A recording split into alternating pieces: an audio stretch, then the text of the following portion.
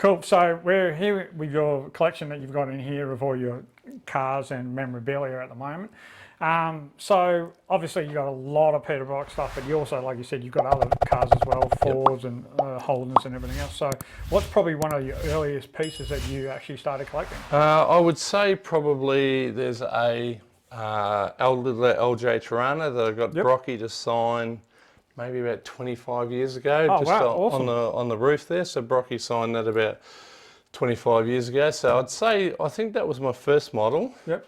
And probably my last would be the XA GT two-door over there. Yeah, awesome. Just probably buy, maybe, 7 or 8 a year sort of thing. I think I've got about 120 now. So, yeah, awesome.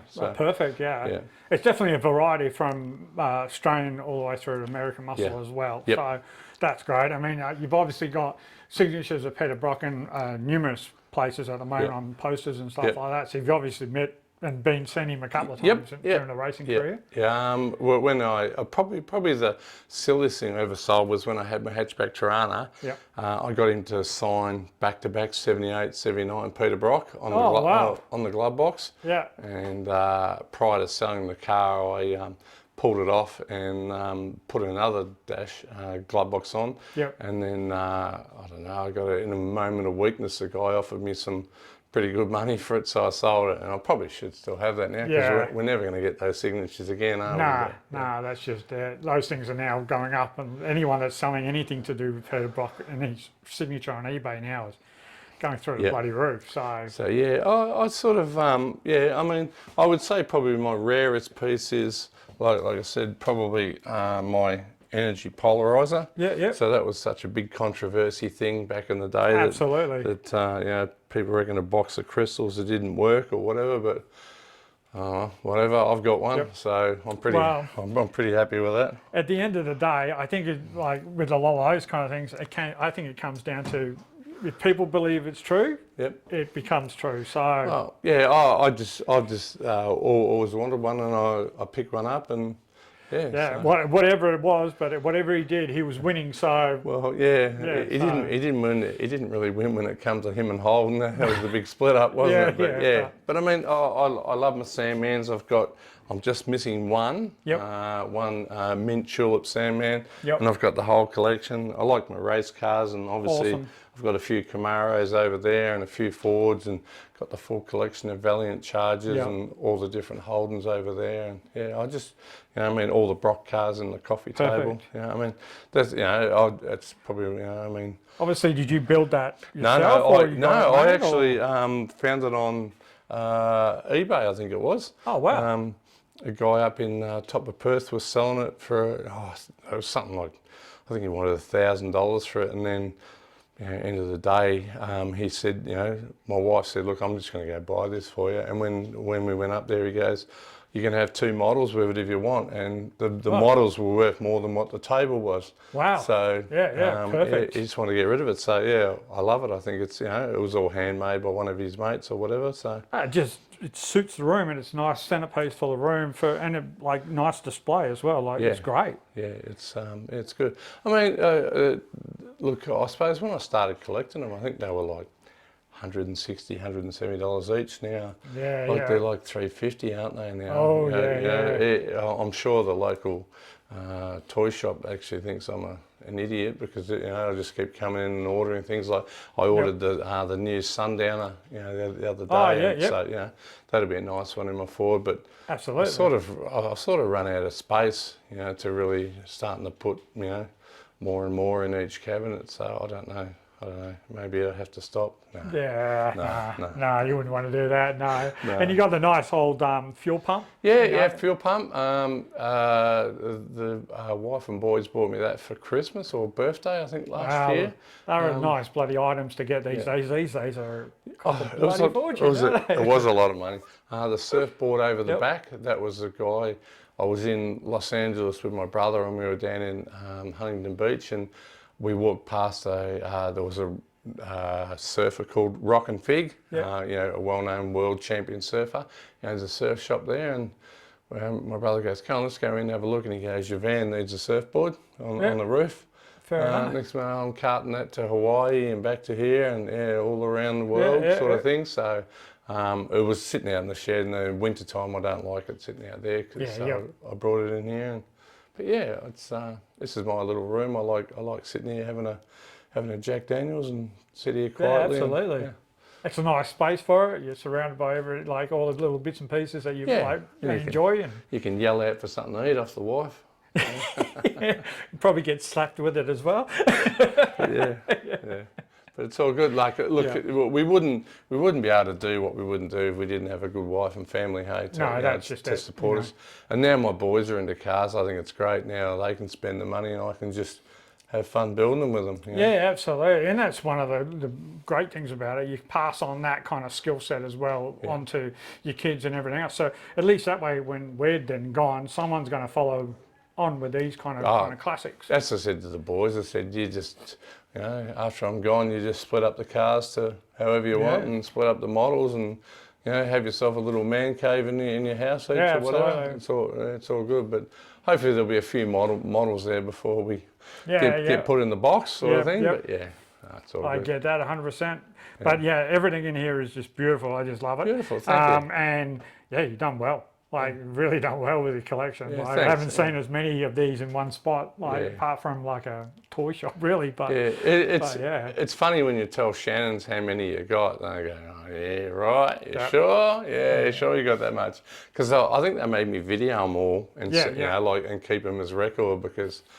You'd imagine that'd be a pretty easy thing to sell in the pawn shop, wouldn't they? So, yeah, well, once you get them out of here, there wouldn't be any really way of tracing it, would it? So, that's why you have a good security system and you have a big dog in it. Yeah, well, that's just it. But yeah, it's I bought a Peter Brock watch from a pawn shop recently. It's never been worn. I didn't even know Peter Brock made limited watches. But, fair enough. But it's and you got the old Sea Witch, which is great. Love that. Yeah, I every now and again I turn my little rotisserie on. Awesome. And let him go round and round or whatever. Yeah, perfect. They're I love the Sandman collection. Yeah. No, it's just nice. And have you got you kept all the boxes and everything for them? And, all the boxes are tucked away nice and neat with the certificates and everything. So, as you do. Yeah, it's absolutely. It's all good. But just I'd hate to think how many dollars is here with all the cabinets and models and. Well, at the end of the day, as long as you're enjoying them.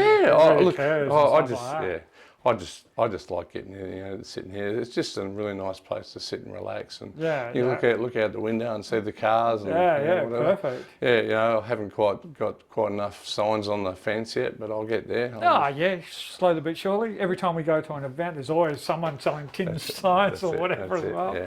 So that's good. And look, you got a couple of your trophies that they were from this year.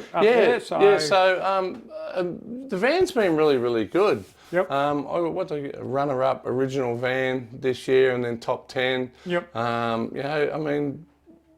Just about everywhere we go, we're really, really lucky. It just must appeal to the judges or the public. I've won a lot of Dongara the other year, People's Choice. Went to one up in the hills.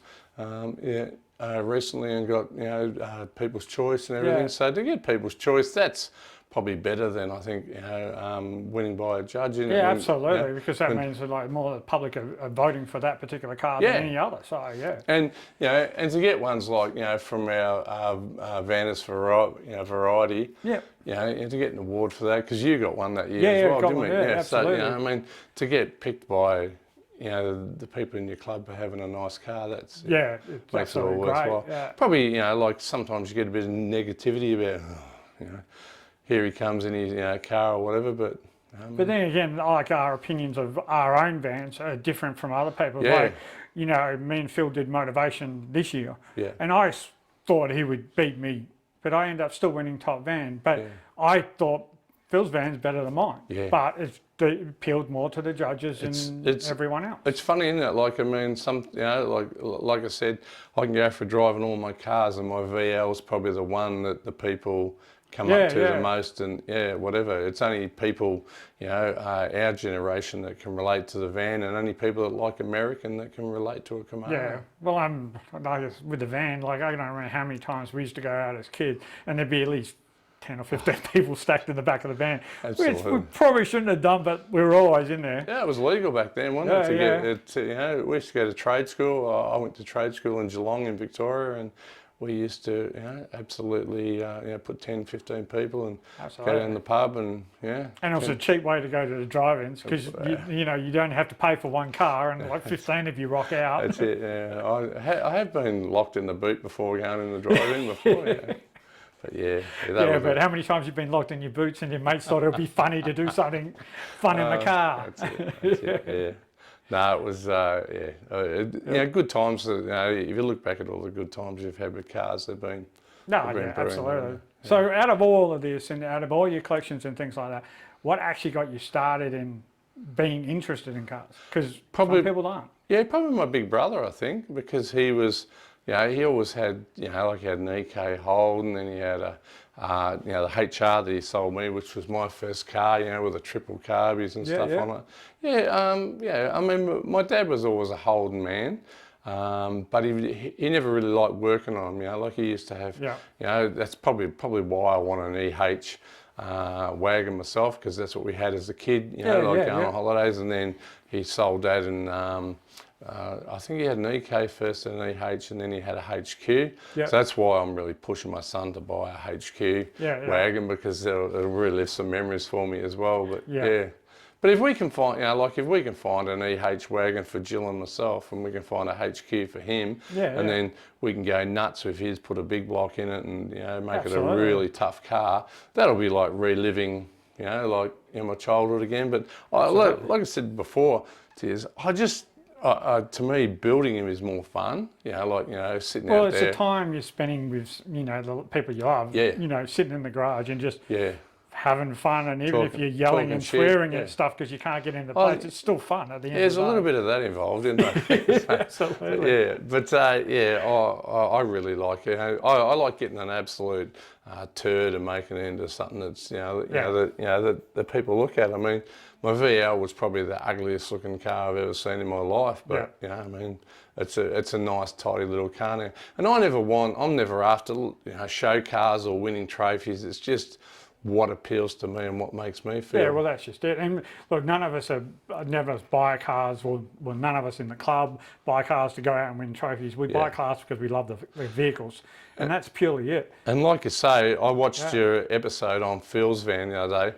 Phil's van has got to be the most unique van. It is just every single area and every place, it's perfect. It's absolutely perfect from the paint. Absolutely. To the corners, everything interior, and to beat that, you think, wow, I bet Phil's van, and it's just such a nice car. And there's so many nice cars in our club. There's a few people that might need to paint their vans or whatever, but they'll do that when they're ready and when it's and like some of them I think, like Dan's van, Daniel Gills, his van's all different colours, but like everyone just goes, leave it. It's still like they love it. It's still got a fuel injected engine in it. And it's still and it's just reliving the dream, isn't it? Really. And looking back, that's what the cars look like. Like, I mean, when we were kids, 18, 19, whatever, I knew guys that had cars that would put primer on the bottom of the quarter panels and stuff,